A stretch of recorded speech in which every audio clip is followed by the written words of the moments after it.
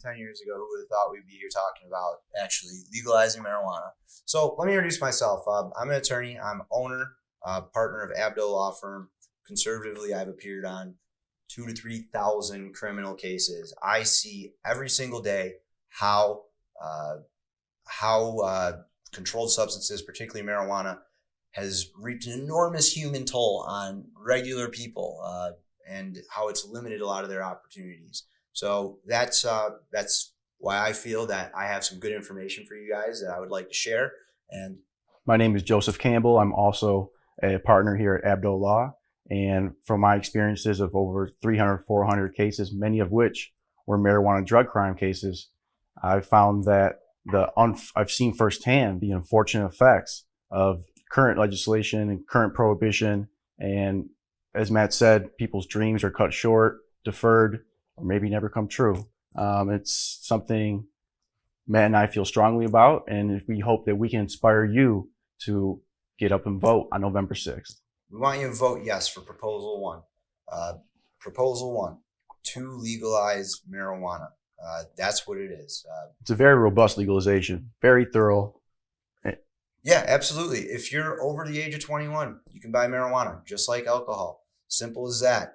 No more draconian set of rules with the medical system, and maybe going to a neighborhood you're not familiar with, and dealing with all of that to purchase marijuana. It's going to eliminate all the confusion and criminal trouble that people have for being business people in this industry, which is potentially a great industry. I mean, let's talk about money. This is going to create 5, 6 new legitimate industries for the state of Michigan, a state that has put itself out there as being in the middle of a huge renaissance. And you want to know what? Things have been good, but if they reel back a little bit, I think a new industry could only be good for us. Absolutely. Now, Joe, let's be crystal clear. Legalization of marijuana. What are we talking about? Adults 21 and over can go buy marijuana. This doesn't change the fact that teenagers cannot consume, use, purchase marijuana. Absolutely. And we're not supporting that. We're not behind that. I don't think anyone in the legal or marijuana community is. Moreover, large vocal criticism is that people are going to be driving while they're under the influence of marijuana. That is illegal right now. That is on the books right now. And not only is it just illegal, it's enforced on a local and state level. Michigan State Police can test your blood for active THC.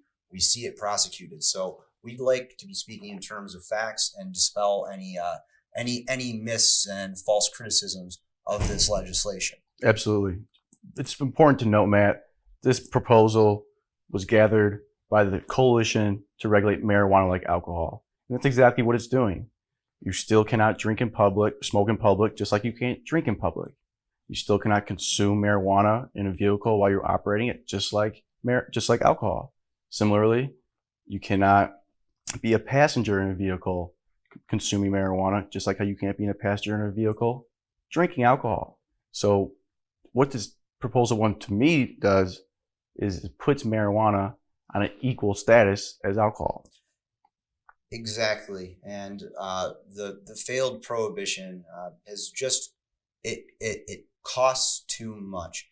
The human costs, the government costs, law enforcement not focusing on violent crimes and disproportionately arresting. I'm not out dogging law enforcement, but the facts are there. A lot more people get arrested for use, possession of marijuana than violent crimes. And I do believe that studies support that. Moreover, prosecutors got stacks this high: possession of marijuana, use of marijuana, marijuana paraphernalia. Is this what we want the policy of our community, law enforcement, prosecutors to be? Or do we want them protecting your homes, keeping you safe in your homes, keeping someone from dealing heroin or fentanyl in your community, making sure that violent, vicious repeat offenders are locked up? Or do we want to use these resources to arrest your kids when they're on their way to college, or your friend who's more qualified than someone in front of them and doesn't get a job, but for the fact they have a marijuana crime? Or just your regular working class person, they drive. A lot of people don't know, marijuana conviction, you can lose your license for up to 6 months, and we see this all the time. So from personal experience, I'm telling you, it does seem like something that people pay too high of a price for, and disproportionate government resources are going towards. So that being said, I guess I'd like to talk about some of the business opportunities this creates. And once again, gotta jump in here, please. Election day, get out, vote yes on Prop 1. Joe, what business does this create? Matt, the economic opportunities under Proposal 1 cannot be overstated. This creates a half a dozen license opportunities for medical marijuana businesses, everywhere ranging from transporting, processing, to retail fronts. What's also cool about the proposal is that there's micro businesses allowed. So for someone who perhaps doesn't have as much capital as a large corporation, can have a small marijuana business, which allows average Joes to enter the marketplace and not be the marketplace be monopolized by large corporations or multinational companies. Creates all kinds of great opportunities for people who want to have the security of the state behind them to get into a business. No one wants to touch marijuana. A lot of business people, a lot of people looking to get a return on investment. They don't want to touch marijuana because they're afraid of being charged with a felony. And that fear is well founded right now. Because of business malfeasance, we see people charged with felonies. If we want the best people running businesses, we need business people running those businesses. And right now, those people are afraid to enter this market because they view it as a dirty business. They view it as, I don't want to associate with people who might be breaking the law. This puts everything in plain sight, under the purview of the state. And if you mess up with this, you're gonna be slapped on the wrist for an administrative sanction. And these are gonna be good businesses. They're gonna be, theoretically regulated by MIOSHA. We're gonna make sure they're safe workplaces. And the cities are going to have a choice in who they give these licenses to. And if I had to guess, they're gonna make sure that the people getting licenses have good staffs, good security, safe business plans, and it's going to create a lot of transparency where, quite frankly, the lens has been a little bit opaque. So, hey, if you're personally against it for moral reasons, it's a great business opportunity. And once again, get out and vote on November 6th, yes to Proposal 1. Now, Joe, personal liberty, moral standpoint, I guess, what are your thoughts? Is marijuana bad? Should we allow people to do this? Man, this is America. We pride ourselves on liberty. Just like how a type 2 diabetic can go out and eat fast food for every meal, or someone with liver disease can drink themselves at the bar every night. Someone with a gambling problem can throw away their life savings and retirement fund. Is marijuana any worse than those three things? I absolutely agree. It seems entirely arbitrary that we have decided that this is worse than other choices, personal choices that we allow people to make. And, to some degree, none of these things are good choices, but they're just that. We allow people in a free society to make decisions. And yeah, probably overdoing marijuana all the time isn't a great choice. But that being said, in terms of something people should be allowed to do, I think it is within the same realm of all of these things: alcohol, tobacco, fast food, gambling. These are all decisions people are allowed to make every single day, and can't say that in excess they are good decisions. But we all seem okay with it. I don't see why we've drawn the line with marijuana. So please, once again, we're asking you, November 6th, Tuesday, polls open from 7 to 8. Get out. Vote yes on Prop 1.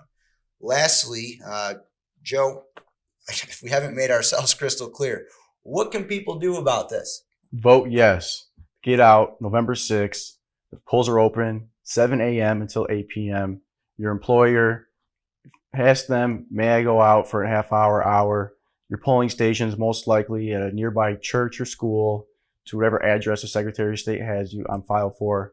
And we're gonna link right in the comment field. It's very easy to see when and where you can vote. It's the first thing that you're gonna see beneath this clip.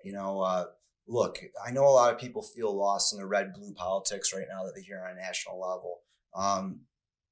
Does my say matter? What's the point of doing anything? Look, this is local politics. This is your city. This is your county. This is your state. And it's a tight issue, all right? The average age of Michigan is 40 years old. And our demographic, we notoriously don't turn out and vote. So if you want your opinion reflected, get to the polls. I mean, everyone knows it. The last couple elections, a lot of jurisdictions have come down to a couple votes. So please get out there and vote. This makes a big difference. What's the saying that we like at our office, Joe? The best thing to do is the right thing. The next thing to do is something. But the worst thing to do is nothing. Do something. Please get out on November 6th and vote yes on Proposal 1. And I want to leave with a little end note here because of everything that's happening in social media. This isn't news, guys. This is our opinion, okay? We're stating our opinion. I think it's a pretty educated one, but we got some links below. Look, the ballot initiative is online. There's all kinds of science on both sides of this article. Educate yourself, please, and inform yourself. Don't, we're not putting ourselves out there as the news media, and we're not trying to contribute to that problem either. And we're just giving our opinion. So very graciously, guys, thank you for your time. We hope you've taken some of it to heart. Joe? Thank you. As Matt said, get out and vote November 6th. Guys, we're criminal defense attorneys. If we're worried about making money, we tell you to vote no. We're doing this for the betterment of the community, the betterment for the citizens, for the betterment of all of us. And this is what personal liberties are premised on. This is an election that you have a direct say on. And get out and vote. Thank you. Thank you very much.